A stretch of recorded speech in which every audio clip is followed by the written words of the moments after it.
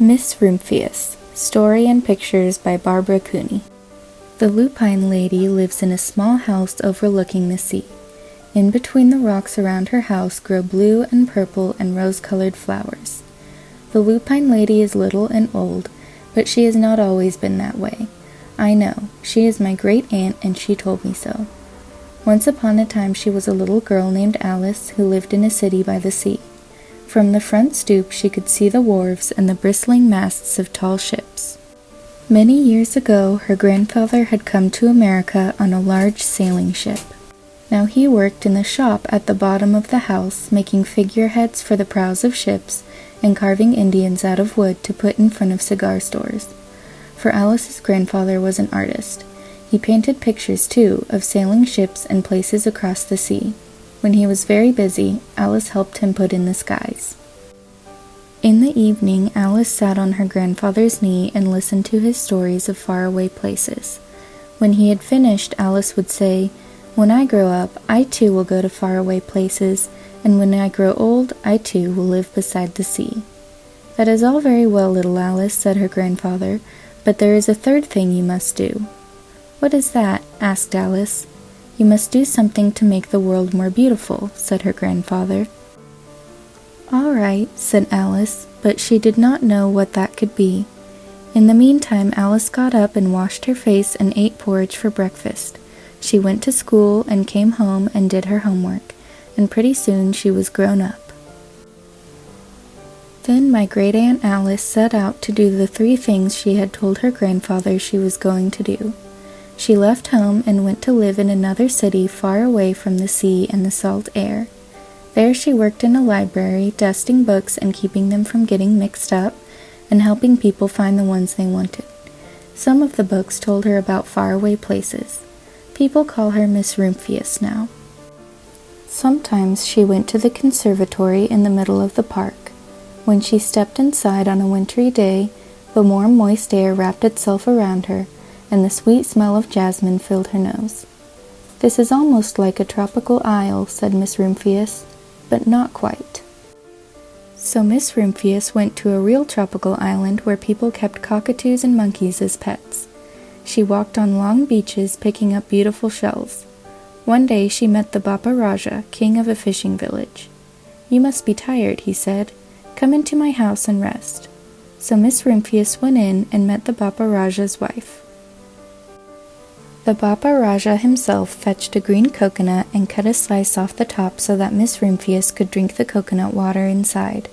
Before she left, the Bapa Raja gave her a beautiful mother-of-pearl shell, on which he had painted a bird of paradise and the words, "You will always remain in my heart." "You will always remain in mine too," said Miss Rumphius. My great-aunt, Miss Alice Rumphius, climbed tall mountains where the snow never melted. She went through jungles and across deserts. She saw lions playing and kangaroos jumping, and everywhere she made friends she would never forget. Finally she came to the land of the lotus eaters, and there, getting off a camel, she hurt her back. "What a foolish thing to do," said Miss Rumphius. "Well, I have certainly seen faraway places. Maybe it is time to find my place by the sea." And it was, and she did. From the porch of her new house, Miss Rumphius watched the sun come up. She watched it cross the heavens and sparkle on the water, and she saw it set in glory in the evening. She started a little garden among the rocks that surrounded her house, and she planted a few flower seeds in the stony ground. Miss Rumphius was almost perfectly happy. "But there is still one more thing I have to do," she said.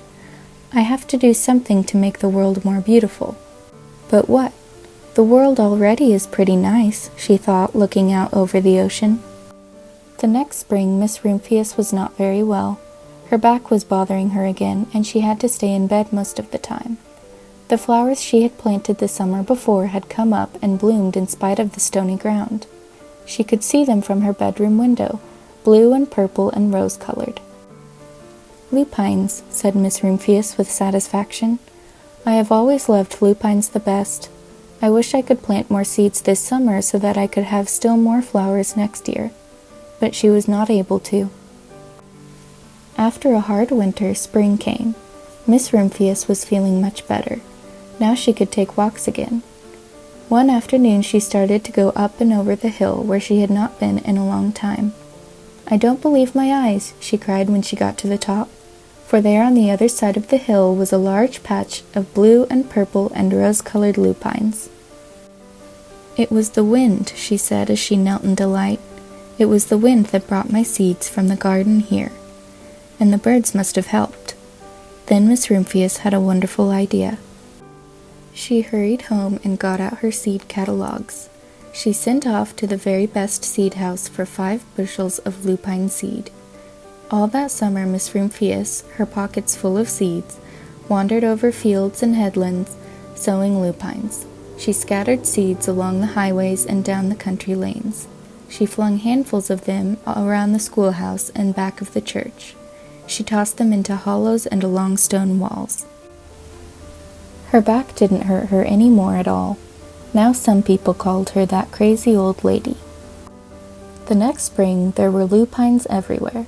Fields and hillsides were covered with blue and purple and rose-colored flowers. They bloomed along the highways and down the lanes. Bright patches lay around the schoolhouse and back of the church. Down the hollows and along the stone walls the beautiful flowers grew. Miss Rumphius had done the third most difficult thing of all. My great-aunt Alice, Miss Rumphius, is very old now. Her hair is very white. Every year there are more and more lupines. Now they call her the Lupine Lady. Sometimes my friends stand with me outside her gate, curious to see the old lady who planted the fields of lupines. When she invites us in, they come slowly. They think she is the oldest woman in the world. Often she tells us stories of faraway places. "When I grow up," I tell her, "I too will go to faraway places and come home to live by the sea." "That is all very well, little Alice," says my aunt, "but there is a third thing you must do." "What is that?" I ask. "You must do something to make the world more beautiful." "All right," I say. But I do not know yet what that can be.